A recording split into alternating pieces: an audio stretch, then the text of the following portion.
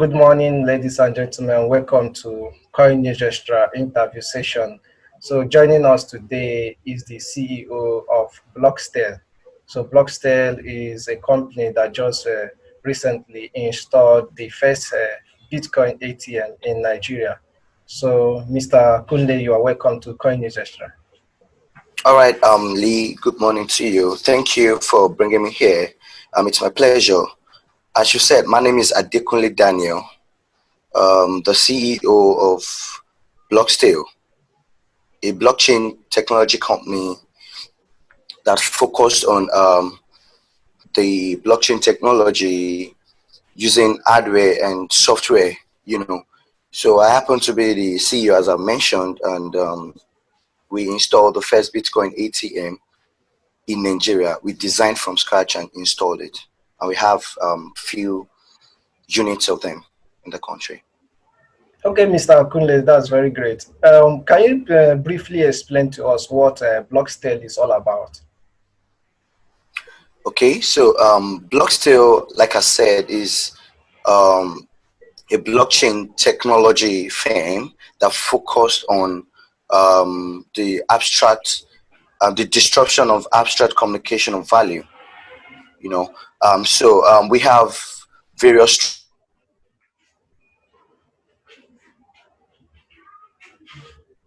We also focus on integration service. We do smart contracts and a whole lot of cool chain technology infrastructures. Yes. Okay, that's very good. So recently, Blockstale installed the first ATM, Bitcoin ATM in Nigeria. What led to that achievement? Okay, so over the last 3 years, I've been really battling on trying to implement a transparent, user-friendly, and secure device like an AI that can actually serve as a breaching point as per trust issues, because I used to know that few of Nigerians have trust issues when it comes to trading their coins online. You understand? So looking at several BTMs that we have in existence, they are not really designed for Africa or Nigeria precisely. Looking at some security factors and few factors that we have here, like power, security, and all of that. So I had to sit down to come up with a well-structured device that would merge with our country. So that was why I added few components. You get, and that took me a long time to put that together, because we had to train software to recognize bow scanner, recognize door alarm system, and some remote tracker, which is almost different from most BTMs that we have in existence. You know that. So the ATM, how does it work? Is it like the normal ATM, or is it different from other ones? So this BTM is relatively different from the normal conventional ATM machine. Now, looking at the components, we added few extra. So this is how it works basically. A user locates the nearest Bitcoin ATM machine in Lagos or in Nigeria. When he or she arrives there, opting to buy or sell. So the BTM specially accepts and dispenses Naira without a card note, without a card. So it doesn't work like the normal conventional. It accepts and dispenses cash. So in the process of acceptance, it verifies and validates Naira. If it's a fake note, it dispenses it. So we train that software to do that. So it's almost different from the normal conventional ATM machines. Okay, what you're saying is that if I want to buy Bitcoin, for example, So excuse me, if I want to buy Bitcoin, for example, I have to go with my cash to a nearby BTM and insert the cash. The BTM will count the money and give me the equivalent of it in Bitcoin. Yes, that's correct. Okay, if I want to withdraw, I do the same. Yes, if you want to withdraw, the withdrawal process takes about 7 steps. So the first one is when you locate, you opt into sell. You input the amount you want to sell. That's the value in naira. Then the Okay. machine prints out like an instruction with 2 barcodes. It says use one to send and the second one to withdraw your money. So why we did that was because looking at Bitcoin network confirmations, it is not appropriate for a user to stand in front of the ATM for several confirmations before they take their money. So with that instruction, you go remotely to send. You can send, after printing that instruction, after the ATM prints out the instruction, then you sit down quietly and send. So you know yourself if it's confirmed or not. If it's not confirmed, you wait. So it's not a situation whereby you say, oh, you sent your money to the ATM and you don't know what's happening, how many hours. So you can check your activity from your blockchain wallet to see if it's confirmed or not. So once it's confirmed, you go back to the ATM, you click on the redeem button. So once you click on the redeem button, it tells you to scan the last QR instruction. So when you scan that QR to the BTM, it validates it and dispenses your naira for you almost instantaneously. What if in a situation, that is a very good idea. What if in a situation there are many persons, maybe people that queue up to withdraw or to make transaction in the ATM? Doesn't that take much time? No, that's the more reason why we implemented that solution. Take for instance, we have about 4 people queuing or the queue. So each and everybody are printing instructions and sitting down to send. So once it confirms from your end, it can most likely it can't be confirmed. All transaction cannot be confirmed at the same time. So once it's confirmed from your end, you walk to the ATM, then you do what? You sell, you redeem, and it dispenses your cash. The next person does the same thing. You understand? So that was more reason why we implemented that. Meanwhile, we're working on another solution that is a remote sell. We have it implemented already. A remote sell, which means you can sell from your house. Then when you get to the ATM, you just redeem. So you Okay. choose. We use Google GPS to integrate that to our system. So you log on to an app, then the app tells you how many BTMs are closer to you. So you choose the one that you want to sell to, and the machine prints you a digital instruction the same way. Instead of being a physical one, it prints a digital. So to your email. So you send directly. So before arriving at that BTM, by that time it would have been confirmed. So you just go there to take your cash. Simple. Okay. What if in a situation someone forgets to redeem after making the sales and whatever, and the person forgets to press redeem button? What happens to the person's Bitcoin? Your voucher still remains in your Bitcoin still remains in your voucher, because the moment you send BTC to that first wallet address, you're turning that instruction to a voucher. That's the meaning. You're turning that paper to a voucher. So once you do not redeem, your voucher remains that way. Just like the typical recharge card. If you don't redeem, if you don't load your recharge card, it's still valid. But once someone sees that code and uses, then it's used. So it is at your own risk to do what to protect that voucher in case you're not using it immediately. Okay, it's a very nice solution. So the what you're going to look at now is, now currently the ATM is just located at Aja, Lagos State, Nigeria.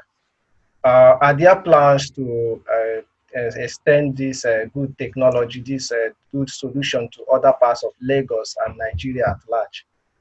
Of course, as we speak, we have more than 10 of these machines as we speak. But then we only installed one remotely at Aja. So just like my recent discussion with WeTracker, we're trying to set up those machines at strategic locations in Lagos and Abuja and some other states too. So it takes time. It's process. Okay. You get it. So we're working on it. Okay, it's a very good one. But do you have to, do you think that this year you could extend it to other parts of the nation? Is it only in Lagos for now? Hopefully before the end of this year, we should have more than 30 machines. Across the It is nation? workable. Yes, please. Okay, okay. So what I want us to look at now, because people are within in the ecosystem. One of the challenges people are facing is this issue now that you are bringing a solution to, because people find it difficult to know where to buy Bitcoin and sell Bitcoin. So what are we going to, before we move to how it will affect the ecosystem, how is your conversion rate, like the exchange rate, like, these are other things Okay. people look at. Of course. Okay. So one thing we would look at is anyone trading on a BTM is trading convenience, trading security of funds, trading time. So when you trade time, you trade it, you trade virtual. So now the machine charges just 5% on both transactions, whether you're buying or you're selling. For now, unlike other countries where they charge 15, 7%, 25%.